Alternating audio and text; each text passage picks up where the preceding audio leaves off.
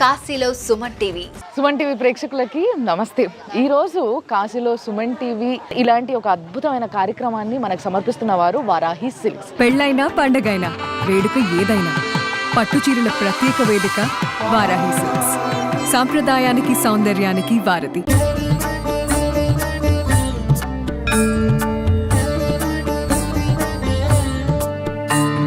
సీతామడి అనే స్థలానికి వచ్చినాం. ఎంత పవిత్రమైన స్థలం అంటే ఇది.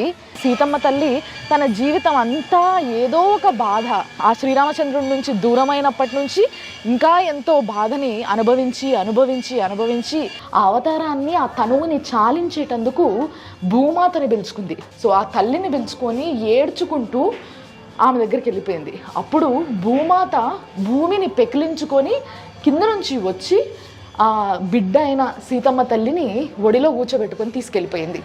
ఈ విషయం అందరికీ తెలుసు. అదంతా జరిగింది ఎక్కడ? ఈ క్వశ్చన్ ఎవరికన్నా ఉంటే దానికి సమాధానమే సీతామడి. అవును, సీతామడి అనే ఈ ప్రాంతం, ఈరోజు నేను వచ్చిన ఏదైతే ఈ ప్లేస్ ఉందో ఇక్కడనే ఈ సన్నివేశం అంతా జరిగింది.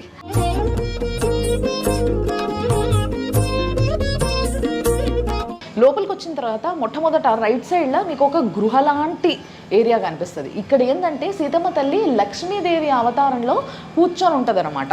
ఇక్కడ ఆ అమ్మవారిని కూర్చోబెట్టి అమ్మవారికి పూజలు చేయడంతో పాటు కోరుకున్న కోరికలు నెరవేర్చడానికి ఆమెకు ఒక్క దీపం వెలిగిస్తే చాలట. కాబట్టి ఒకసారి మనం కూడా మన కోరికలన్నీ నెరవేర్చమని చెప్పేసి, మనం అందరం బాగుండాలని చెప్పేసి ఒక దీపం వెలిగిద్దాము. దాని తర్వాత సీతమ్మడికి నేను తీసుకెళ్తాను.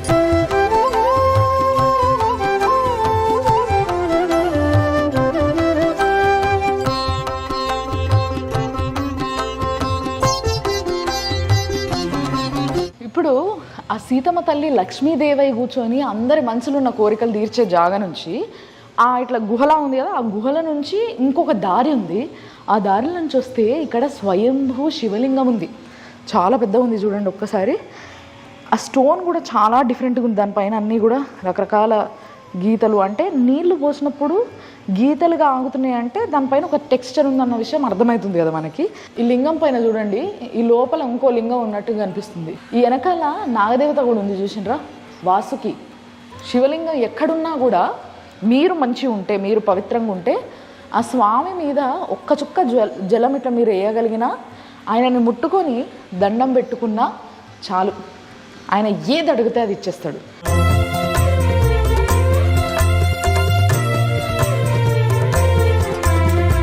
ఇక్కడ నుంచి బయటికి వెళ్ళిన తర్వాత చాలా సుందర ప్రదేశం అని చెప్పాలి ఇది నిజంగా.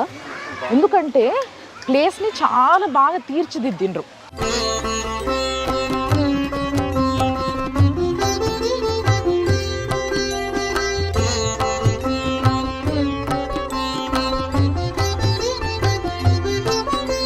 ఇక్కడ మీరు ఒకసారి ఇప్పుడు చూస్తున్నది ఏదైతే ఉందో ఆ మందిరం అంత బాగా కనబడుతుంది కదా, ఎంత అద్భుతంగా కట్టిర్రో ఆ గుడిని చూడండి.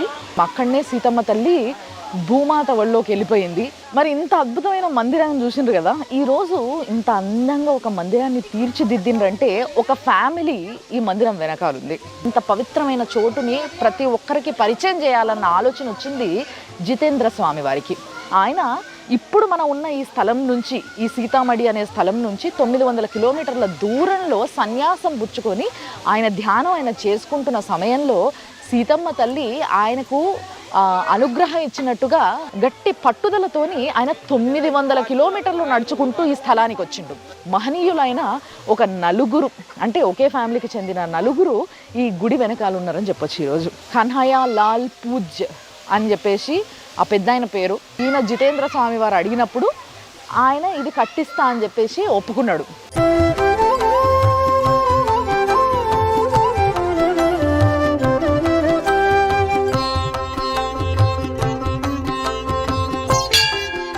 సీతమ్మ తల్లి ఎప్పుడూ చేతులు జోడించి చాలా వినయంగా మాట్లాడడము, చాలా అందంగా జవాబు ఇవ్వడము, అండ్ చూడ్డానికి కూడా చాలా అందగత్తె సీతమ్మ తల్లి. పాలరాయితోని తయారైన 8-9 అడుగుల విగ్రహము.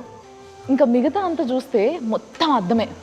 అన్ని మిరర్స్, చిన్న చిన్న మిరర్స్ని విరగొట్టి ఈ ఆర్ట్ అంతా చేయడానికి చాలా టైం పట్టి ఉంటుంది. వెనకాలంతా కూడా రామచంద్రుడు లవకుశలు ఇద్దరు గొడవబడ్డ సన్నివేశం ఉంటుందో సీన్ అంతా కూడా వెనకాల కనిపిస్తుంది చూడండి. ఆంజనేయ స్వామి మధ్యలో ఉన్నాడు. ఆయన చూసి వెంటనే సీతమ్మ తల్లికి పోయి అమ్మ నీ భర్త నీ పిల్లలు కొట్లాడుకుంటున్నారు అని చెప్పిండు. ఆ వెనకాల సీన్ అంతా కూడా చేసిండ్రు. అసలు ఈ మిర్రర్ వర్క్ చేయడానికి కూడా ఎన్ని రోజులు బట్టి ఉంటుందో టైము.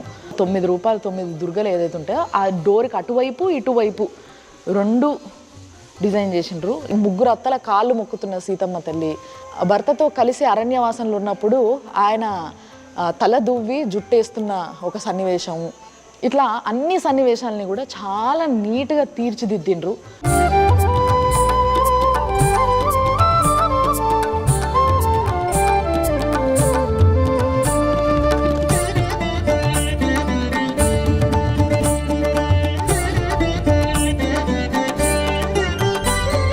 మరి ఈ సీతామడి అనే స్థలంలో సీతమ్మ తల్లిని చూసిన తర్వాత ఇక్కడున్న ముఖ్య పండితుడు ఆయన రాజేంద్ర మిశ్రా గారు, ఆయనతోనే మాట్లాడి తెలుసుకుందాం. గురుగారు नमस्ते। जय श्री राम। ये जो मंदिर बनाया हुआ है ये वाला नया है, बहुत नया है, पर ये पूर्व से ही है करके कुछ हिस्ट्री है, तो वो हिस्ट्री क्या है? और लक्ष्मण जी को आज्ञा दिया कि किसी इनको जंगल में छोड़ दो, तो लक्ष्मण जी रथ में बैठा के सरजू नदी पार करके और गंगा नदी पार के इस जंगल में छोड़ गए थे। यहाँ से आधा किलोमीटर पे जो है स्वामी वाल्मीकि आश्रम। अच्छा, जो आश्रम में सीता माता ने जब उधर ठहरी हुए थे, हाँ, वही है। हाँ। इधर से कितना दूर है? यहाँ से आधा किलोमीटर पे। तो यहाँ पे जो संगठना हुआ है वो संगठना की जो भी एविडेंसेस है कहाँ पे है वो? कि आज तक मैं भगवान राम के अलावा किसी पराये पुरुष को छाँ तक न देखा हूँ, तो मैं सच्चे मन से आराधना करती हूँ, प्रार्थना करती हूँ पृथ्वी माँ से कि मैं अपनी पृथ्वी माँ से जो है जन्म लिया, तो माँ से आराधना करती है। लास्ट में प्रार्थना करते हैं सीता माँ कि इतना कह सीता उठी किया योग का त्याग, अकर जोरे ठाड़ी रही पृथ्वी में मन लाए।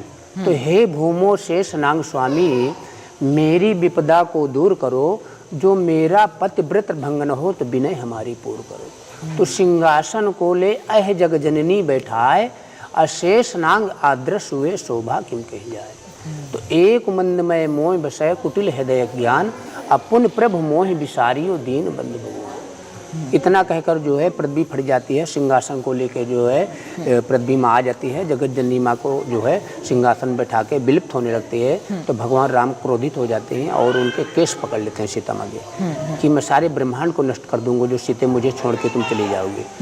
तो इसके नीचे सीता समाहित स्थल है और सीता केश वाटिका है, तो ये सीता समाहित स्थल सीतामढ़ी के नाम से विख्यात है। जो ये संगठन आपने बोला था वो पूरा हुआ सो स्थल है वो नीचे है? हाँ, नीचे अब नीचे जा सकते डाउन हैं में सीता माँ लास्ट अच्छा।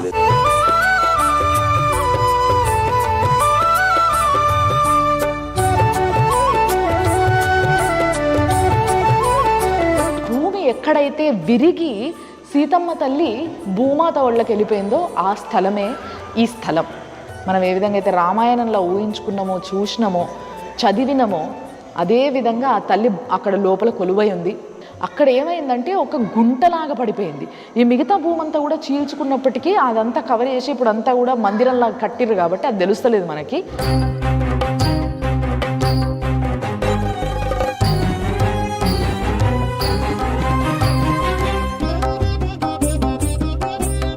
ఈ సీతమ్మ తల్లి ఎక్కడైతే భూమాత ఒళ్ళకి చేరుకుందో అది ఆ ప్రాంతాన్ని బంకట్ అనే అరణ్యంలా తమ్సా అనే నది ఒడ్డుకి జరిగిందనమాట. ఇదంతా కూడా ఈ సంఘటన అంతా ఇంతసేపు మనం మాట్లాడుకున్నది.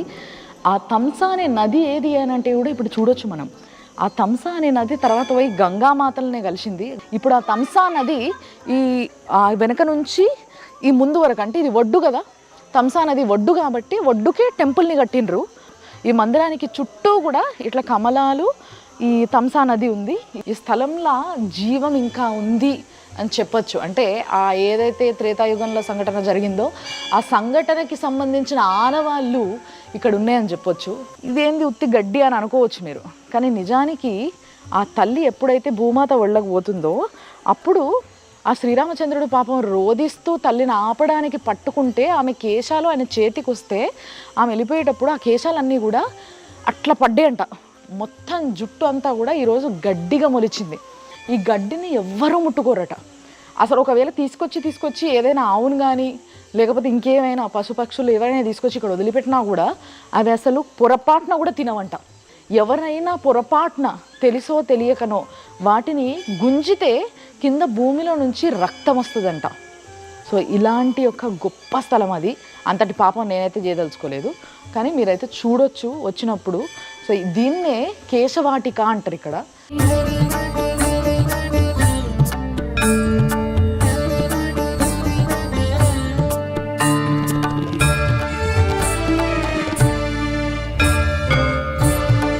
చూసిండ్రు కదా, ఆ సీతమ్మ తల్లి మహారాణిగా తయారై ఉన్న ఇట్లా 7-8 అడుగుల విగ్రహము. సీతమ్మ తల్లి ఈ స్థలంలో కాళ్ళతో నడిచింది అని అంటే ఈ స్థలం ఎంత పవిత్రం అయిపోయి ఉంటుంది.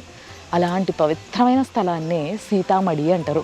మరి ఆ సీతామడి అనే స్థలానికి తప్పకుండా మీరందరూ ఈసారి కాశీకి వచ్చినప్పుడు, ప్రయాగాకి వచ్చినప్పుడు ఆ రెండింటి మధ్యలో ఉన్న ఈ ప్రాంతానికి తప్పకుండా రావడానికి ప్రయత్నించండి. అత్యంత అద్భుతమైన స్థలము, ఎంతో మహిమాన్వితమైన స్థలము ఈ సీతామడి.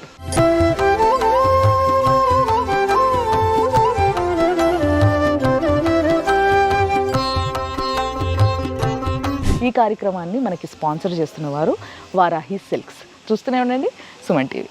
కాశీలో Suman TV sponsored by Varahi silks.